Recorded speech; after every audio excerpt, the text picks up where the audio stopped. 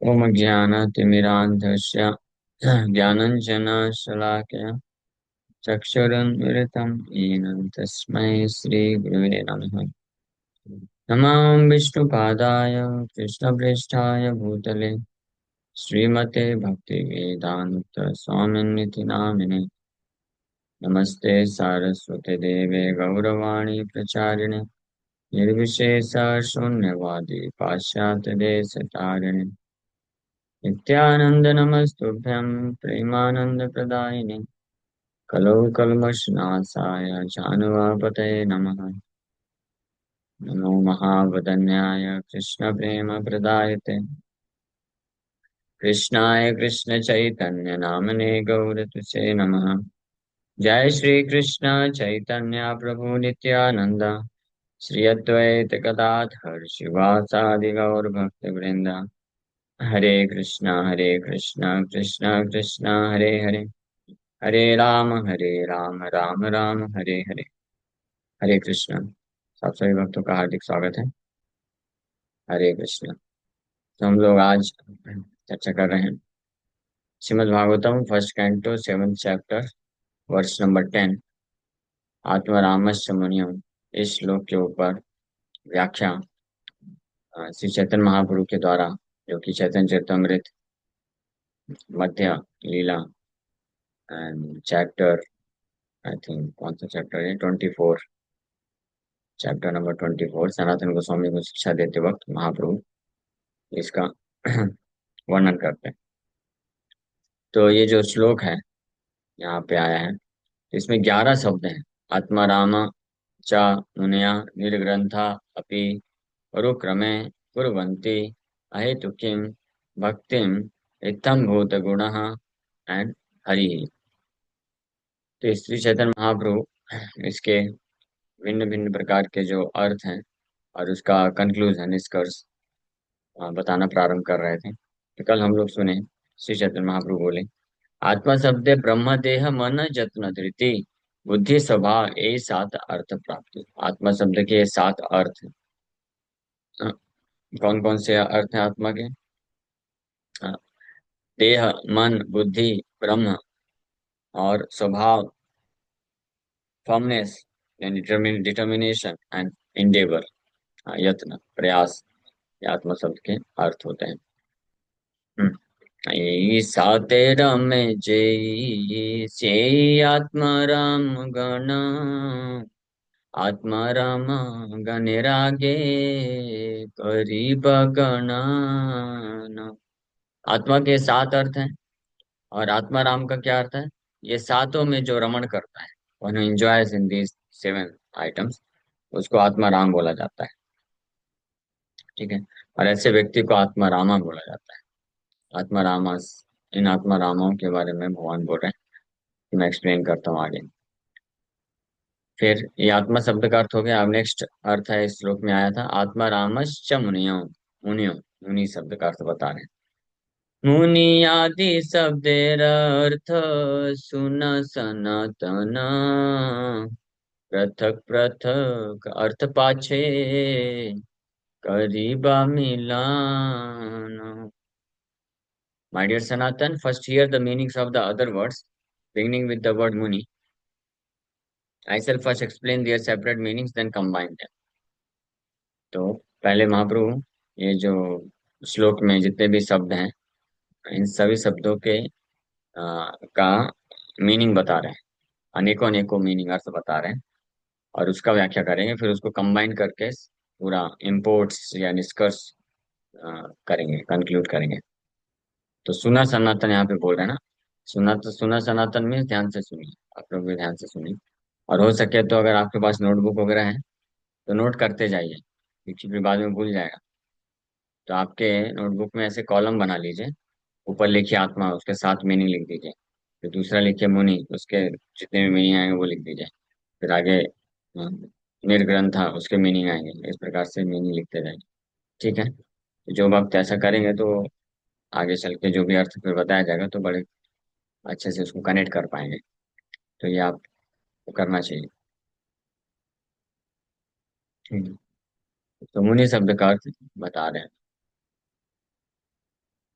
मुनि शब्दे मननशील, आर कहे मौनी, तपस्वी व्रति जति, आर ऋषि मुनि।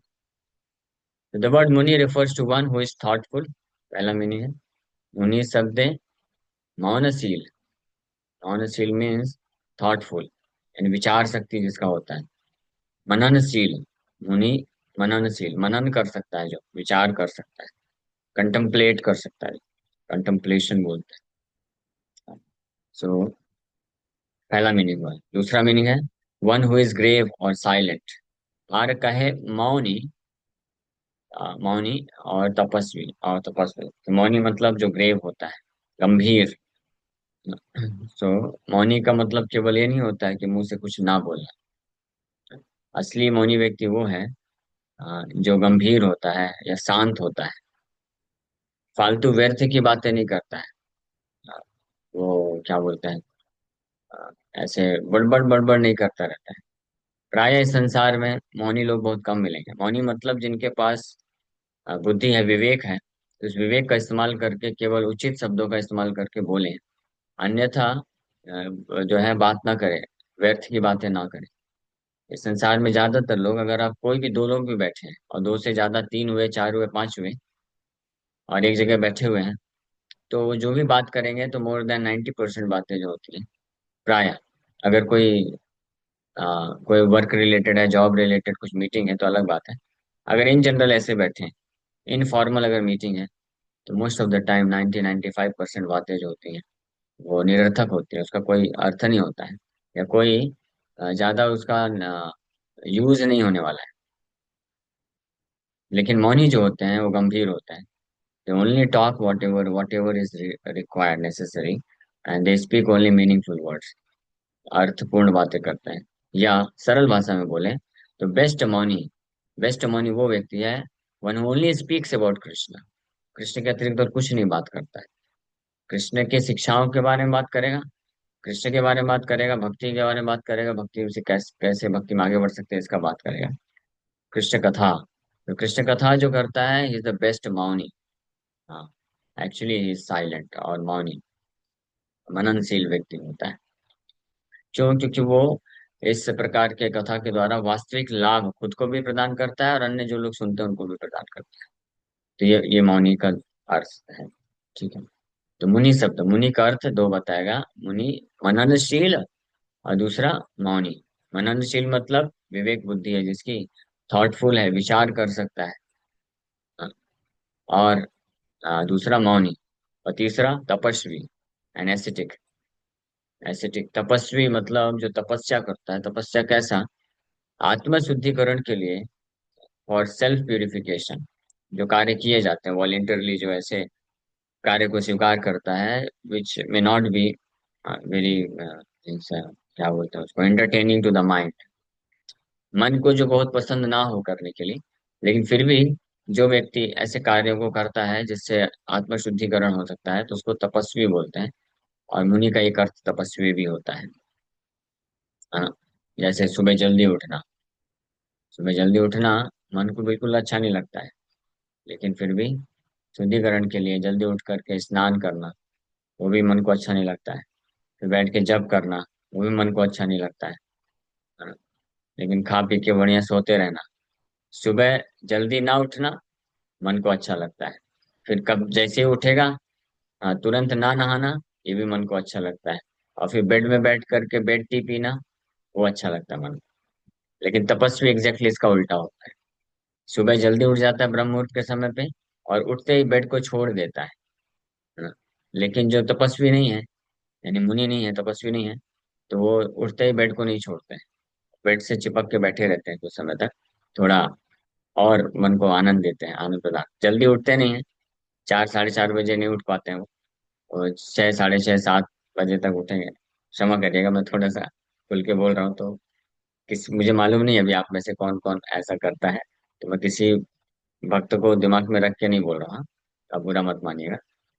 लेकिन अ, जो सिद्धांत है तत्व है, हम बता देते हैं आप। ठीक है, तो आप अपने पर्सनली मत लीजिएगा। तो हाँ, तो जो मन को, मन को संतुष्ट, मन को सुख देने के लिए, मन को बहुत कंफर्ट देने के लिए हमेशा तत्पर रहता है, तो वो उठेगा नहीं, वो आराम से उठेगा। अभी अभी क्या हो गया आज के संसार में, तो लोगों के पास इतना ऐसा जॉब धंधा हो गया है कि जबरदस्ती उठना पड़ता है। तो निकलना है, अभी 7 बजे निकलना है ऑफिस के लिए, तो फिर उठना पड़ जाता है 5 बजे, 5:30 बजे, 6 बजे, तो अलग बात है। वो भी उस कंडीशन में भी वह व्यक्ति वास्तव में तपस्वी नहीं है, उसको भी तपस्या नहीं बोलते हैं। तपस्या बोला जाता है कि जब खुद के शुद्धिकरण के लिए शास्त्र के नियम कानून को वॉलेंटरली पालन करे कुछ, है ना। वो तो इंद्रिय तृप्ति करने के लिए, धन कमाना है इसलिए दौड़ के भाग के जा रहा है, तो वो तपस्या नहीं कहलाता है। जो तपस्वी उसको बोलते हैं कि जो उठ जाए जल्दी, और फिर तुरंत बेड को छोड़ दे, स्नान कर ले, और फिर बैठ करके बढ़िया हरे कृष्ण महामंत्र जप करे, उसको तपस्वी बोलते हैं। पूरा ब्रह्म मुहूर्त का समय जो है कृष्ण के लिए इस्तेमाल करे, वो तपस्वी है। और दूसरा तपस्वी कौन है? जो 4 नियम का पालन करता है स्ट्रिक्टली, अवॉइड करता है हर प्रकार के नियम को तोड़ने का। नियम तोड़ने की अपॉर्चुनिटी भी आएगी तब भी अपने आप को बहुत ही सावधानी पूर्वक बचा करके रखता है, और कभी अपना पतन नहीं होने देता है, उसको भी तपस्वी बोलता है। उसको ये ऑस्टेरिटी इसको बोला जाता है, रियल ऑस्टेरिटी। वास्तविक तपस्या क्या है? वास्तविक तपस्या है उन कार्यों में संलग्न होना, उन कार्यों में संलग्न अपने आप को करना, जिसके माध्यम से हम भगवान की भक्ति में आगे बढ़ सके, भगवान की सेवा में आगे बढ़ सके, उसको वास्तविक तपस्या बोलते हैं। और उन कार्यों को त्याग देना जिसके द्वारा हम भगवान की भक्ति से दूर चले जाते हैं, तो वास्तविक तपस्या है जल्दी सुबह उठ करके भगवान का नाम जप करना, भगवान के बारे में श्रवण करना, और 4 नियम का पालन करना, ये वास्तविक तपस्या है। तो मुनि का ये भी एक अर्थ, मुनि शब्द तपस्वी का है। फिर ये दो तीन वो अर्थ हो गए, चौथा अर्थ व्रती, one who keeps great vows, जो महान व्रत लेता है, संकल्प लेता है, उसको भी मुनि बोला जाता है ना। महान संकल्प, व्रत मतलब, व्रत का मतलब क्या होता है? जनरली लोगों का अंडरस्टैंडिंग है व्रत का मतलब कि फास्टिंग करना, बस खाने से खाना पीना छोड़ देना, वही व्रत है बस। नहीं नहीं, वो व्रत नहीं है। वो व्रत को धारण करने के लिए एक इम्पॉर्टेंट एलिमेंट है। बट व्रत का मतलब क्या होता है? व्रत का मतलब होता है कुछ प्राप्त करने के लिए, हायर जो गोल है, उच्च लक्ष्य को प्राप्त करने का दृढ़ संकल्प ले लेना, उसको व्रत बोला जाता है। और वास्तविक रूप में लक्ष्य को भौतिक लक्ष्य जो है उनको प्राप्त करने का दृढ़ संकल्प लेता है, तो वो भी वास्तव में असली व्रत नहीं है। हालांकि डेफिनेशन वाइज हम बोल सकते हैं कि वो भी व्रत है, बट वो एक्चुअल व्रत नहीं। वास्तविक व्रत है कृष्ण को आत्म साक्षात्कार, ब्रह्म साक्षात्कार प्राप्त करना, और finally the ultimate level of vrat is to get shelter on to the lotus feet of Krishna. Krishna के चरण कमलों में आश्रय प्राप्त करना है, कृष्ण भक्ति प्राप्त करना है, यही वास्तविक व्रत होता है।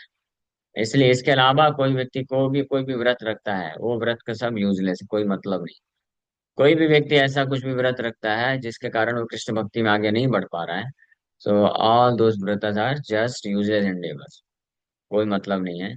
और उसको बोला गया है दूसरे शब्दों में बोले, ब्रह्मा जी तो यहाँ तक बोलते हैं कि मुक्ति मोक्ष प्राप्त करने के लिए भी जो व्रत रखता है ना, ज्ञानी लोग, मायावादी लोग, उनका व्रत रखना उसी प्रकार से यूजलेस है जैसे कि धान में से चावल निकाल देने के बाद जो भूसा बचता है, भूसे को बैठ के कूटते रहना। What is the use of such Endeavour? ऐसा हार्ड वर्क करने का क्या फायदा? वो धान से तो चावल निकल गया, फायदा क्या हुआ? तो इसी प्रकार से भौतिक भोग, भुक्ति मुक्ति सिद्धि प्राप्त करने के लिए जो लोग इस संसार में व्रत रखते हैं, गोल बनाते हैं। व्रत का मतलब to set certain goals in our life, लक्ष्य प्राप्ति करने के लिए गोल स्थापित कर देना कि ये मुझे प्राप्त करना है, दृढ़ निश्चय हो जाना, this is my goal of life, उसको व्रत बोलते हैं।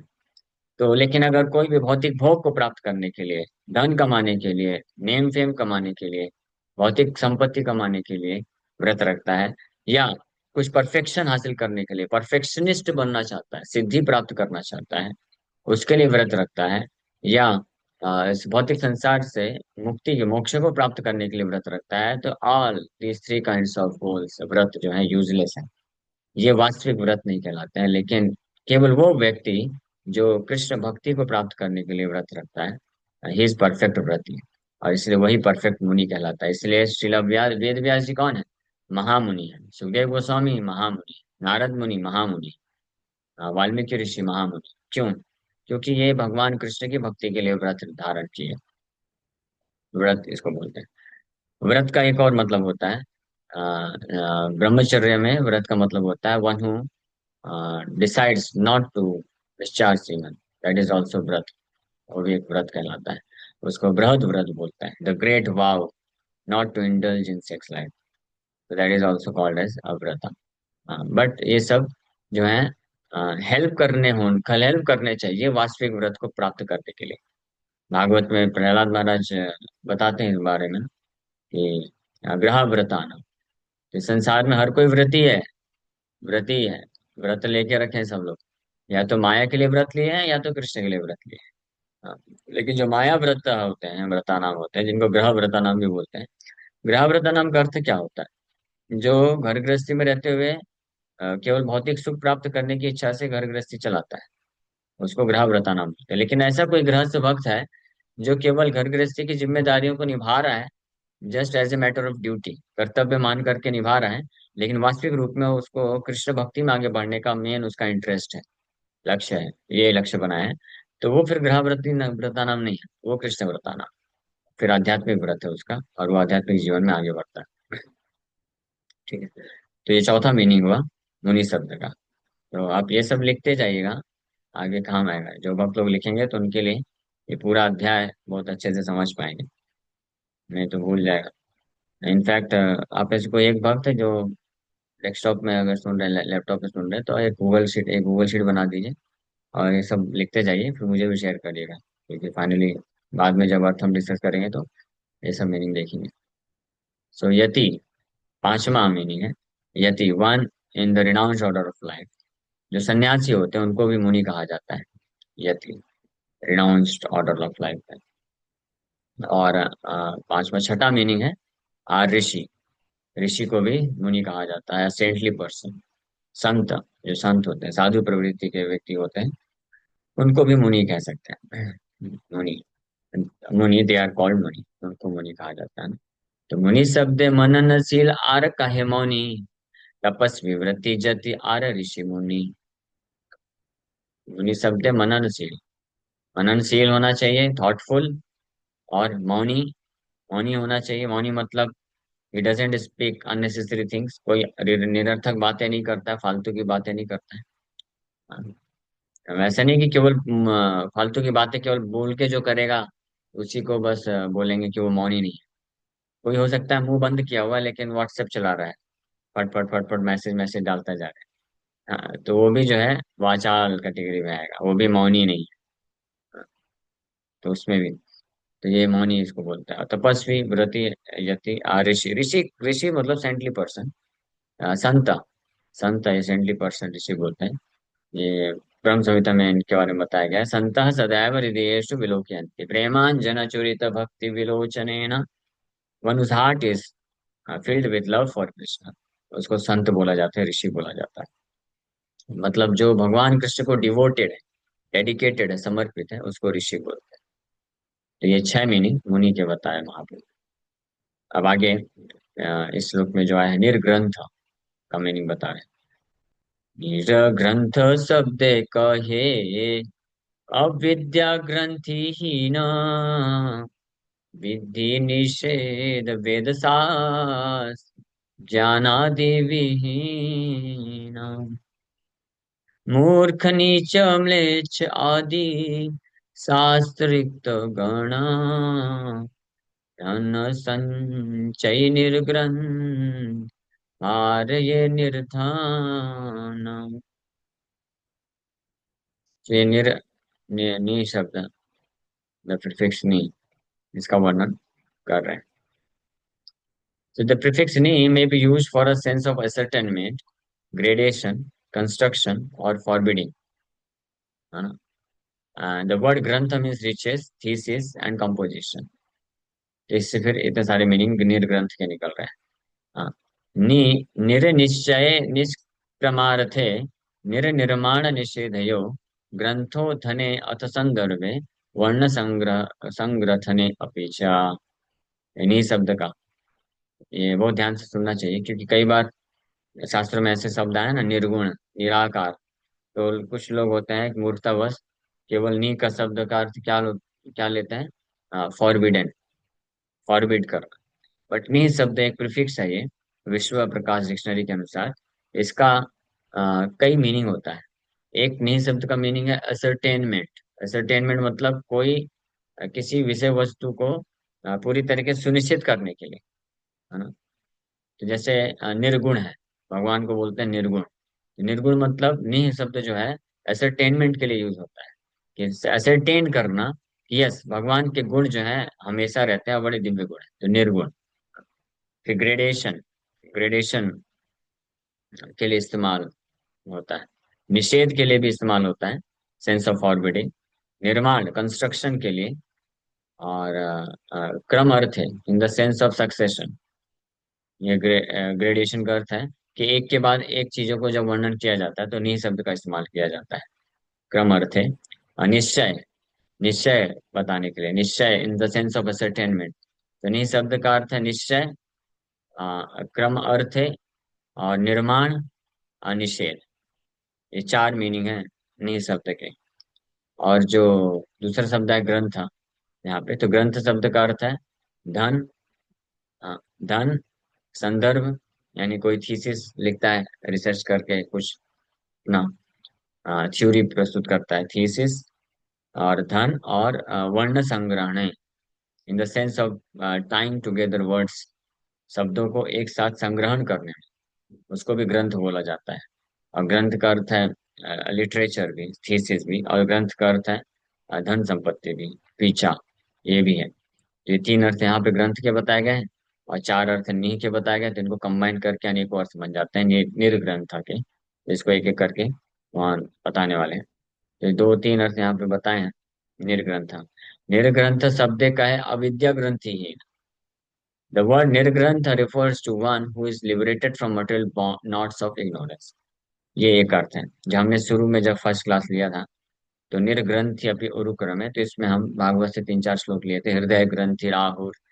तो वहाँ पे जो एक मीनिंग है, जो जो इमीडिएटली प्रकट होता है, तो वो ये है कि one who is liberated from the material knots of ignorance.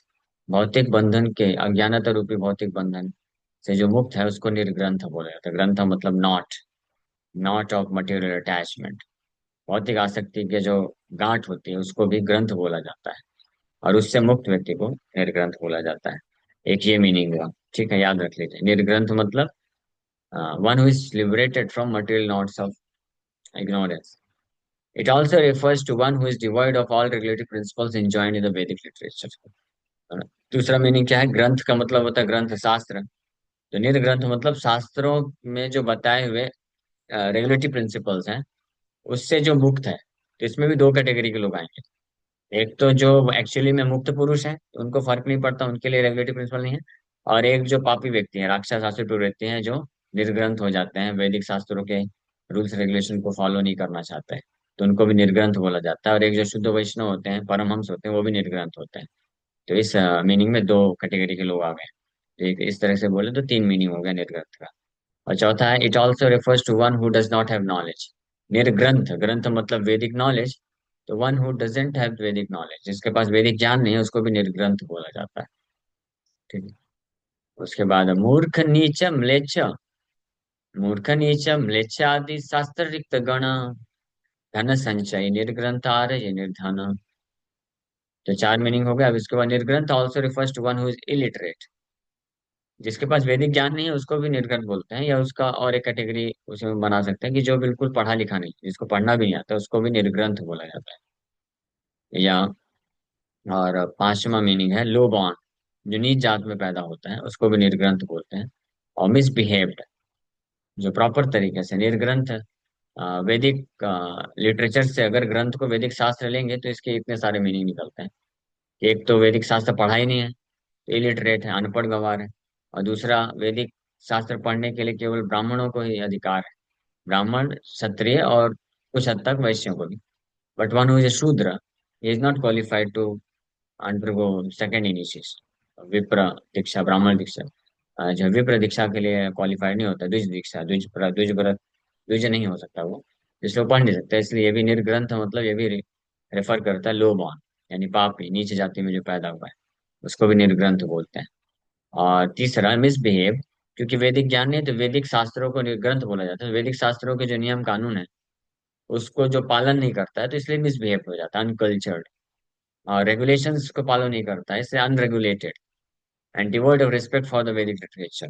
तो निर्ग्रंथ का ये भी एक अर्थ है कि जो ग्रंथों को स्वीकार नहीं करता है, अपने आप को ग्रंथों से परे मान लेता है, या हु डिसरिस्पेक्ट्स, जो अपमानित करता है, उसको भी निर्ग्रंथ बोलते हैं। जिस प्रकार से कितने मीनिंग हुए, चार, और यहाँ पे पांच, नौ मीनिंग हो गए। The word also refers to one who is capitalist and to one who has no riches. तो निर्ग्रंथ का मतलब ये भी होता है कि जो बहुत धनी है, और 11वां मीनिंग, 10वां मीनिंग हो गया, और 11वां मीनिंग है जिसके पास कोई धन नहीं। क्योंकि नि शब्द का अर्थ क्या है, नि शब्द का अर्थ है एसरटेनमेंट। नि ग्रंथ, स्पेसिफिक रूप से नि ग्रंथ, ग्रंथ मतलब धन। तो निर्ग्रंथ का मीनिंग फिर हो जाएगा कि कंस्ट्रक्शन, यानी इसको, यस, बहुत सारा ग्रंथ है उसके पास, बहुत सारा धन है, असरटेन किया जा रहा है। तो वे तो बहुत सारे, बहुत धनी व्यक्ति को हम निर्ग्रंथ बोल सकते हैं। और फॉरबिडन के केस में निषेध, कि निषेध, नि शब्द का अर्थ अगर निषेध के रूप में लेंगे तो उसके पास कोई धन नहीं है, तो सबसे गरीब व्यक्ति को भी निर्धन, निर्धन, निर्धन या निर्ग्रंथ बोल सकते हैं। तो इस प्रकार से ये मीनिंग प्रकट हो रहे हैं। ठीक है, तो ये निर्ग्रंथ का मीनिंग बताया, और कितने मीनिंग हो गए निर्ग्रंथ के, लगभग 12-13 मीनिंग हो गए। और उसके बाद अब महाप्रभु चौथा शब्द जो है, पूर्व क्रम शब्द का है बड़ा जार कर्मा, क्रम, बड़ा जार क्रम, क्रम शब्द का है यही पाद विक्षेप बना। तो इसका हम लोग कल चर्चा करेंगे। Okay, thank you very much. Hare Krishna. किसी वक्त का कोई प्रश्न है? अच्छा प्रभु जी, प्रभु जी, कैपिटल इसको क्यों निर्गंथ बोला गया है? ग्रंथ का अर्थ होता है धन, ग्रंथ का एक मीनिंग धन भी होता है। और निर्ग्रंथ मतलब निह शब्द का अर्थ बताया गया है। निह एक प्रीफिक्स है। प्रीफिक्स को क्या बोलते हैं हिंदी में? प्रत्यय, प्रत्यय बोलते हैं ना, प्रीफिक्स और सफिक्स, मेरे ख्याल से प्रत्यय बोला जाता है। तो जो प्रीफिक्स आया है निह शब्द, तो उसका एक अर्थ होता है कंस्ट्रक्शन। कंस्ट्रक्शन मतलब जो ऐड करे, यानी जो, जैसे निर्ग्रंथ लग गया, तो धन है, तो जिसके पास विशेष रूप में ज्यादा धन है तो उसको भी निर्ग्रंथ बोला जाता है। ठीक है। और नि शब्द का एक दूसरा अर्थ भी होता है डिवॉइड ऑफ, निषेध, कि नहीं है, इसके पास धन नहीं, इसलिए निर्ग्रंथ। तो इसलिए कौन से श्लोक में कहाँ पे इस्तेमाल होता है ये शब्द है, तो उसके अनुसार वो अर्थ लिया जाता है। ऐसा नहीं है कि ये संस्कृत में रूल है कि आप, संस्कृत के एक एक शब्दों के कई अर्थ होते हैं, तो आप कोई भी अर्थ लेके नहीं इस पे वो कर सकते हैं। वो जो, जिस जगह पे कोई संस्कृत का शब्द जिस श्लोक में आया है, तो उस श्लोक का जो सार्थकता है वो पूरा करना चाहिए। कोई ऐसा मीनिंग नहीं लिया जा सकता है जो उस श्लोक का जो निष्कर्ष है उसके खिलाफ जाए। जनरली कई बार मायावादी लोग इस प्रकार से कार्य करते हैं, या ऐसे लोग जो वैदिक शास्त्रों का खंडन करने का इच्छा रखते हैं, तो वो लोग ऐसे ही मोड़ तरोड़ करके वो उन अर्थों को इस्तेमाल करते हैं जिसका, जिसका वास्तव में वहां पे यूज नहीं किया जाता है। लेकिन ये जो श्लोक है आत्मा रामस्य मुनि हो, यहाँ पे महाप्रभु बहुत ही वंडरफुल चीज प्रूव करने वाले, एक अद्भुत निष्कर्ष निकालने वाले, कि ये जितने भी अर्थ हैं सबको इस्तेमाल कर लो, और सब सारा कॉम्बिनेशन कॉम्बिनेशन बना लो, total 61 different kinds of meanings निकलेंगे इस श्लोक के। और सब के सब कैटेगरी के लोग, जैसे 61 प्रकार के, प्रकार के जितने भी अलग अलग मीनिंग निकल के जो लोग बनेंगे ना, अलग अलग कैटेगरी के, ये सब के सब भगवान हरि के प्रति अहेतु की भक्ति करते हैं। इत्थम भूत गुणो Hari, such is the transcendental qualities of Lord Hari. ये महाप्रभु कंक्लूड करने वाले हैं। तो जो इस प्रकार से, इसलिए बड़े ध्यान से सुनते जाइए। जो भी ध्यान से सुनेगा इस अध्याय को ना, वो पूरी तरीके से, क्या बोले उसको, मेस्मराइज हो जाएगा भगवान कृष्ण के दिव्य गुणों के बारे में। दिव्य गुणों के बारे में जान के नहीं, दिव्य गुणों का क्या क्वालिटी है। Such are the transcendental qualities of the lord. ये हर कैटेगरी के लोग, कोई भी मीनिंग ले लो, आत्माराम का, मुनि का, या निर्ग्रंथ का, उरुक्रमे का, कोई भी मीनिंग परमुटेशन कॉम्बिनेशन लगा के ले लो, सबके सब आकर्षित होते हैं भगवान हरि से। इसलिए भगवान कृष्ण का नाम का अर्थ जो है सर्व आकर्षति इति कृष्णा। तो ये जो सर्व आकर्षति इति कृष्णा है, ये जो मीनिंग है इस नाम का अर्थ, ये महाप्रभु यानी कृष्ण खुद महाप्रभु के रूप में आकर के प्रूफ करते हैं इस श्लोक के एक्सप्लेनेशन के माध्यम से, सनातन गोस्वामी के द्वारा। एक प्रकार से 61 प्रकार से जो व्याख्या कर रहे हैं इस महाप्रभु, इससे यही प्रूफ होता है कि सर्व आकर्षति इति कृष्ण। ओके, और कोई प्रश्न है? यस, वंदना माता जी। हरे कृष्णा प्रभु जी। पंचांग प्रणाम प्रभु जी। जब आप तपस्या के बारे में बता रहे थे कि ब्रह्म मुहूर्त में उठना और चार नियमों का पालन करना और नाम जप करना, ये हम जो करते हैं ये भी तपस्या। तो मैं सोच रही थी कि तो क्या प्रभु जी हम भी तपस्या कर रहे हैं, हम ये सब कर रहे हैं तो? यस, आप अगर कर रहे हैं, ब्रह्म मुहूर्त के टाइम पे उठ जा रही हैं, नाम जप कर रहे हैं, हाँ, और चार नियम का पालन, प्रभुपाद जी बोले कि जो मंगला आरती में सुबह उठ जाता है और चार नियम का पालन करता है, वो तपस्या कर रहा है। वही तपस्या है, असली तपस्या यही। ठीक। ठीक है प्रभु जी, मैं यही सोच रही थी जब आप बता रहे थे कि क्या हम भी तपस्वी हैं एक तरीके से, चाहे छोटे ही यस हैं है। बिल्कुल। यस, अगर कर रहे हैं तो बिल्कुल बिल्कुल तपस्वी हैं। माइनर में है बट है, नहीं, थोड़े बहुत माइनर कुछ नहीं तो है, कर कौन रहे बोला माइनर? माइनर नहीं, हैं। मेजर। सबसे बड़े तपस्वी हम्म, वही होते हैं जो भगवान हरि का आराधना करते हैं, पूजा करते हैं, नाम जप करते हैं। ये अन्य शास्त्र में बताया गया है।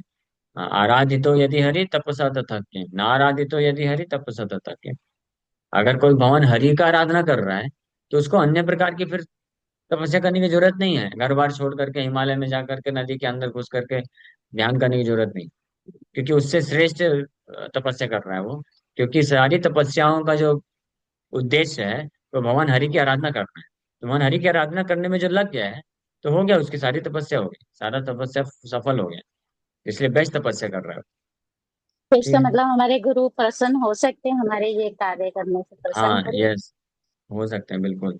प्रभुपाद जी के जो इंस्ट्रक्शन है, मॉर्निंग प्रोग्राम करना, सुबह जल्दी उठ करके ब्रह्म मुहूर्त में मंगला आरती करना और जपा करना, फिर भागवतम क्लास सुनना और चार नियम का पालन करना, ये जो करेगा प्रभुपाद जी निश्चित रूप में बड़े प्रसन्न हो जाएंगे। प्रभुपाद जी गारंटी दी है कि वो इसी वन लाइफ टाइम, एक ही जीवन में भगवान के धाम जा सकता है। तो हो गई ना सबसे बड़ी तपस्या। कोई योगी जी होता है, जी। बहुत तपस्या करता है, हजारों वर्ष तपस्या करता है, उसके बाद परमात्मा का उसको जस्ट दर्शन मिलता है, अभी मुक्त नहीं होता पूरी तरीके से। लेकिन यहाँ पे कोई भक्त है, ये जो प्रभुपाद जी इंस्ट्रक्शन दिए हैं, मॉर्निंग प्रोग्राम और ब्रह्म मुहूर्त में उठ करके मंगला आरती करना, जपा करना, भागवत सुनना, चार नियम स्ट्रिक्टली पालन करना, इतना कोई कर देता है तो वो भगवत साक्षात्कार प्राप्त कर लेता है और भगवान के धाम चला जाता है। तो हो गया ना, योगी से भी श्रेष्ठ हो गया, तो सबसे बड़ी तपस्या हो गई। जी प्रभु जी, मैं यही सोच रही थी कि इतना सरल रास्ता है, जैसे प्रभु जी बता रहे हैं कि हाँ, इतना ये लेकिन सब करना करना। जरूरी है। लोगों को जी जी सरल प्रभु। रास्ते कई बार समझते नहीं है, और कठिन रास्ता तो कर भी नहीं पाएंगे, सरल रास्ता भी नहीं कर पाते लोग, लेकिन प्रयास पर करने ये से संभव।